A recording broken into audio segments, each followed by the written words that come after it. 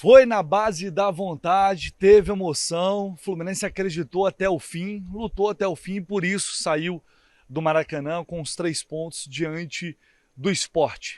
E Campeonato Brasileiro também é sobre isso. É claro que se o jogo tivesse terminado empatado, a nossa impressão, o nosso sentimento seria totalmente diferente. E também seria totalmente razoável e compreensível. Afinal de contas, o Fluminense enfrentou aqui no Maracanã o lanterna do campeonato. O time que ainda não venceu. Aliás, o único time que ainda não venceu no Campeonato Brasileiro. E, obviamente, não venceu por um motivo. Porque apesar de ser uma equipe valente, uma equipe que tenta jogar, tem muitos defeitos, saiu na frente, complicou o jogo como eu imaginava. Eu achei esse jogo, falava para vocês aqui, achava esse jogo muito perigoso. Era um jogo que o Fluminense teria que tomar muito cuidado para ser agressivo. Afinal de contas, está jogando em casa e precisava vencer, sair daquela sequência ali incômoda de resultados, uma sequência recente, e evitar se expor ao contra-ataque. Mas o que a gente viu era um cenário que eu previa mais ou menos ali para o primeiro tempo. O Fluminense que ia tentar atacar, mas o Sport ia contra-atacar e e sabe fazer isso. É um time programado para isso. E conseguiu sair na frente fazendo um gol em que o Fluminense acabou cedendo 3 oportunidades para o Sport da mesma forma. Num espaço grande que foi criado entre o Samuel Xavier e o Ignacio. Foi para ali que o Sport criou 3 oportunidades e fez, inclusive, o primeiro gol ainda na primeira etapa. E quando o Sport faz o gol, e quase num contra-ataque faz o segundo, se você pegar aí, depois eu vou falar mais especificamente sobre esses lances, porque tem coisas boas para falar sobre o Fluminense, mas esses lances para mim foram os pontos negativos que poderiam ter custado ali essa vitória, porque imagine se o Sport chega ao segundo gol logo depois que fez o primeiro. Né? O setor sul naquele momento veio abaixo. Né? Teve vaia. E logo depois daquele gol, a partir do... Não, você não vai falar dele. Deixa eu só falar. O Hércules não chegou no Fluminense ainda e tem jogado nada o Hércules. Ah, mas o Martinelli. O Hércules está atrás dele também. Por mim é Nonato e Bernal, a volância titular, tá? Abraço, Renato. Então você está barrando o Martinelli e o Hércules. O Martinelli é um debate que eu não gosto de Martinelli de primeiro volante. Então eu iria de Bernal na primeira volância, mas é mais por uma questão de posicionamento. Mas o Hércules não tem condição, tá? Se você for passar pano aqui, eu vou cancelar a minha inscrição. Adoro seus vídeos, mas se passar pano pro Hércules até agora, vou cancelar a inscrição. Inscreva no canal Gol de Barriga. Não sei se vocês estão tão hates aí do Hércules como o nosso amigo aqui, Gol de Barriga. Se inscreva no Gol de Barriga, por sinal. Se você não conhece lá o canal do Fio, mais o canal falando de Fluminense, se inscrevam lá, por favor, no canal Gol de Barriga, do Senhor Barriga, porque ele vai ficar feliz se o menino tá com hate no Hércules. De fato, o Hércules não fez um bom jogo, né? Aliás, a passagem do Hércules pelo Fluminense até aqui é muito apagada pelo potencial que a gente acredita que ele tem. Eu já cansei de falar sobre isso, talvez por aquilo que a gente projetava após a chegada do Hércules, ele não conseguiu entregar, é um fato. Eu vou chegar lá também. Posso até antecipar isso. Hoje o Nonato entrou mais uma vez e para mim já passa a ser injustiça pela forma como ele vem entrando nos jogos, pelo que vem entregando, tirar o Nonato do time. Para mim já passa a ser injusto. Vamos ver o que o Renato vai pensar sobre isso nos próximos jogos. Mas enfim, o Fluminense ele teve dificuldades com o contra-ataque do Sport, estava muito exposto, principalmente pelo lado direito. Foi por onde basicamente o Sport criou, chegou no primeiro tempo, depois o início ali mais ou menos do segundo tempo, onde eles tiveram oportunidades. Mas depois desse momento de muita instabilidade, a partir dos 30 minutos, o Fluminense foi finalizar a primeira vez com 28 do primeiro tempo. A partir dos 30, e aí o que eu vou trazer de ponto positivo? O Fluminense começa a reagir ali, a partir dos 30, e termina o jogo, o primeiro tempo, em cima do Sport. Termina o primeiro tempo atacando, finalizando, talvez não com chances tão claras, mas teve, com áreas inclusive. Primeiro tem um chute do Canóbio, uma cabeçada do Canóbio, tem uma cabeçada do Ganso, já quase na pequena área, e a chance mais clara com áreas que ele mergulha e joga a bola por cima. Ali o Fluminense poderia ter empatado o jogo, não seria absurdo. Né? E aí vamos para o segundo tempo, e aí eu vou entrar eu já falei sobre isso, mas vou falar novamente. O que é uma pena. É uma pena. Mas o Ganso, ele não está em condições físicas de jogar um jogo de Série A de Campeonato Brasileiro. E eu acho que todo mundo já sabe separar essa altura. A qualidade, a genialidade, a importância para o time quando ele está bem. E quando o time também está bem para ajudá-lo, o Ganso, neste momento, ele não consegue reproduzir o seu melhor futebol, porque, para mim, fisicamente, ele está muito abaixo dos outros. E é evidente. De novo, o Renato vai para o vestiário, volta com o Ganso e tira o Ganso logo no início do segundo tempo, porque a realidade é que ele acaba deixando o time praticamente com um jogador a menos. E é notória a mudança da equipe em termos de volume de jogo, de intensidade, quando o Ganso sai, porque você passa a ter os jogadores menos brilhantes que ele, mas que estão em condições de competir. Eu acho que fica muito evidente. E olha só, não é porque foi o Lima que entrou no lugar dele, não, tá? Porque o Lima também tá numa marcha lenta nesse ano, que é é a pior temporada disparada do Lima, camisa do Fluminense. Mas disparado. Mas como entra mais descansado, com outros jogadores que entraram também mais descansados, você vê que a intensidade, o ritmo do jogo mudou. E aí o Fluminense começa a procurar o jogo. O Renato tirou o Canóbio no intervalo e é uma substituição que deu muito certo. Ele tira o Canóbio e coloca o Serna. E aí o Serna é aquele negócio. Né? O Serna, a gente nunca sabe o que ele vai proporcionar no lance seguinte. Nem ele sabe, e muito menos o adversário, menos ainda. A gente nunca sabe o que esperar do Serna. Pode ser a pior partida e vai fazer muita raiva na gente, mas vai ter jogo que ele vai entrar inspirado, vai entrar bem, e aí ele faz diferença. Porque ele tem qualidade, só que não adianta, ele é muito inconstante, e é isso. Porque se o Serna fosse um jogador extremamente regular, goleador, ponta, que joga muito, ele não estava no futebol peruano até agora, gente. Essa que é a realidade, né? Vamos trabalhar com a realidade. E ele entrou muito bem no jogo, foi um dos principais responsáveis pela melhora do time. E aí, o que me deixa feliz foi a mudança de postura. O time ele não se entregou. O time ele não sucumbiu. Ele continuou buscando, não estava conseguindo criar muito, ter muitas oportunidades naquele início do segundo tempo, mas era um Fluminense com muito mais volume. Enfim, ele estava muito próximo de empatar o jogo. Até que chegou aos gols de empate. Mas aí, antes de falar dos gols, porque eu tenho detalhes importantes sobre esses gols, para destacar aqui, eu vou chamar só a palavra do Renato, porque ele fala uma coisa em relação a isso. Ele fala sobre a posição do Fluminense, os números, que respaldam o trabalho do Renato, porque os números são bons. Enfim, ele abordou aspectos importantes aqui. Eu vou trazer um trecho coletivo do Renato e aí eu volto na sequência para complementar. A gente treina, a gente sempre dá oportunidades para todo mundo. Você vê que no último jogo aqui, quem jogou foi o Keno. Eu tenho um grupo e sempre que aparece a oportunidade eu procuro dar, e quem se escala comigo é o jogador que entra em campo. Então o Keno na última partida teve bem, hoje o Canóbio taticamente também teve muito bem no primeiro tempo, só que a gente precisava um pouco mais de velocidade. Eu falo sempre que velocidade é tudo no futebol e é necessário. Você vê que o time do Sport tem 2 pontos no campeonato, mas tem muito jogador de velocidade. Eles ocupam bastante os espaços, então fica difícil de marcar o time desse. Nós estivemos bem no primeiro tempo, o Sport mereceu vencer a gente nos primeiros 45 minutos. No intervalo do jogo coloquei o Serna, tivemos a velocidade, depois fiz mais algumas trocas, a nossa equipe melhorou, mas acho que acima de tudo a nossa equipe teve atitude, isso que é fundamental. A atitude no futebol você tem que ter o tempo todo. Eu aviso eles. Desde o primeiro minuto, o juiz apitou, você tem que ter a entrega, tem que ter a atitude. E nós tivemos essa atitude principalmente no segundo tempo.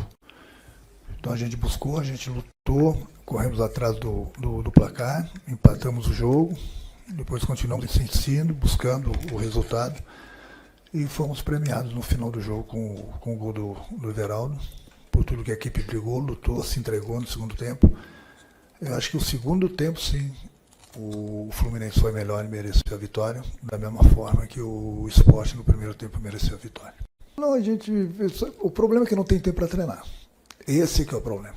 O problema, já sabia, não é só comigo, são todos os clubes só que os outros clubes já tinham o treinador. Então o treinador que chega no meio do terremoto é difícil, não tem o tempo.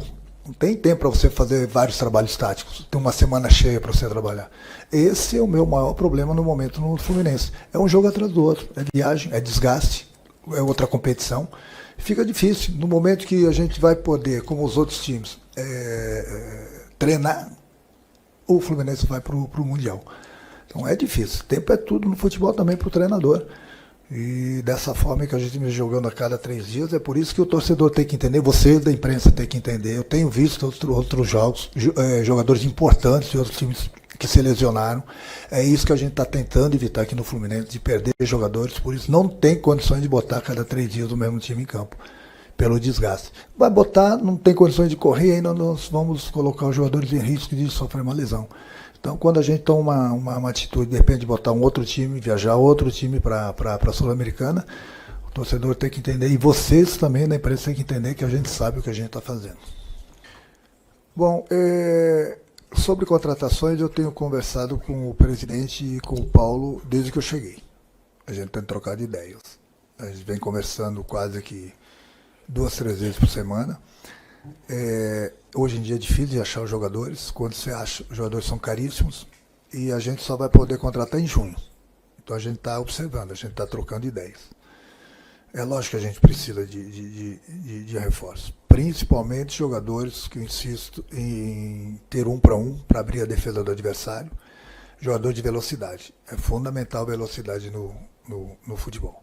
Então a gente tem conversado bastante sobre isso, mas aí cabe também ter as condições financeiras do clube, trazer esse jogador e achar esses jogadores. Eu estou atento, estou vendo, estou buscando. A gente está trocando ideias. E ali na frente a gente vê, quando abrir a janela, o que a gente vai poder conseguir trazer, o que o clube vai poder trazer, porque quanto mais jogadores que chegam para nos ajudar, mais condições da gente ter de disputar as competições. Quanto mesmo que você falou sobre o meu trabalho aqui, bom, aí quem tem que falar são vocês. Eu tenho, se eu não me engano, 6 jogos pelo Brasileiro. Hoje foi a 7ª rodada, não participei da primeira. Então, 4 vitórias, 1 empate e 1 derrota. Pela Sul-Americana, são 2 jogos, uma vitória, nem conto outro que empate que eu não fui. Bom, enfim, eu acho que o mais importante de tudo, e infelizmente está acontecendo agora, que eu falei para vocês, é a falta de tempo de trabalhar. Quando cheguei, comecei a cada 3 dias um jogo. A gente precisa melhorar? Claro que a gente precisa melhorar. Mas também eu tenho que dar os parabéns, como eu tenho dado para o meu grupo, que a gente tem feito de bom também. É só você olhar a tabela do Campeonato Brasileiro, nós chegamos aqui, o Fluminense perdeu na primeira rodada, hoje o Fluminense, hoje está em 4º lugar. Não sei a rodada, como que vai acontecer, se o Fluminense vai perder alguma posição ou não, mas não importa. O Fluminense está brigando na tabela, na parte da tabela, na parte de cima. E isso é fundamental. O ano passado o Fluminense brigou na parte de baixo da tabela mais de 80% do campeonato. Se eu não me engano, no ano passado, na 15ª rodada, algumas pessoas me falaram que o Fluminense estava com 6 pontos. Na 15ª rodada. 15ª rodada. Quase no final do primeiro turno, o Fluminense tinha 6 pontos. Hoje o Fluminense tem 7 jogos. Na 7ª rodada, o Fluminense tem 13 pontos. E está lá em cima na tabela. Então agora, vocês têm que falar do meu trabalho. Bom, ele fala que ele ficou muito feliz porque as jogadas foram treinadas. E realmente, esse é um ponto positivo. E quando eu vinha cobrando trabalho, que a gente precisa ver trabalho neste elenco do Fluminense, porque claramente é um elenco que não é brilhante, ele tem carência e tem problemas. Já cansamos, todo mundo sabe disso. Mas é um elenco que, se bem trabalhado, ele pode render mais, ele pode jogar mais. O segundo tempo é a prova disso. O segundo tempo, o próprio Renato fala que o time foi mal. Volta para o segundo tempo com outra postura. Ou seja, esse time do Fluminense pode jogar mais do que vem jogando. E a cobrança é nesse sentido. E como que ele vai jogar? É claro que os jogadores tecnicamente precisam melhorar, o Fluminense precisa finalizar melhor, precisa criar mais, mas todo o preparo para que o time tenha condições de fazer isso vem da comissão técnica do treinador. Então o que a gente cobra do Renato? É um milagre? Ele teve pouco tempo para trabalhar, é verdade, ele teve pouco tempo para trabalhar, fato. Mas é tempo suficiente para você começar a mudar algumas coisas. E a gente não estava percebendo isso. E continua ainda com alguns problemas. Mas veja bem, A postura, ele logo no intervalo já faz uma mudança, isso é bom, não fica ali esperando, vou esperar 15 minutos para eu falar, não, o time não tá bem, muda. Mudou e deu certo. Então, como um todo, o time ele vai para cima, ele reage, ele não fica ali inerte. E as jogadas do gol, claramente jogadas treinadas, jogadas trabalhadas, porque elas aconteceram durante o primeiro tempo. O Hércules virou pelo menos 2, 3 bolas pro Arias, o Fluminense virando o jogo o tempo todo pro Arias, para quê? Para pegar o Arias um mano a mano com o lateral. E se alguém encostar com ele, vai criar superioridade naquele setor ali e dali pode sair uma boa jogada. Tentou algumas vezes isso.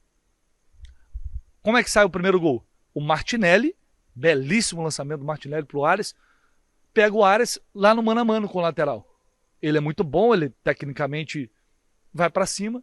E aí, qual é o outro detalhe dessa jogada? O Serna, o que o Renato vem cobrando? É o ponta que tem que sair do outro lado, ele tem que pisar na área, ele tem que fazer o facão.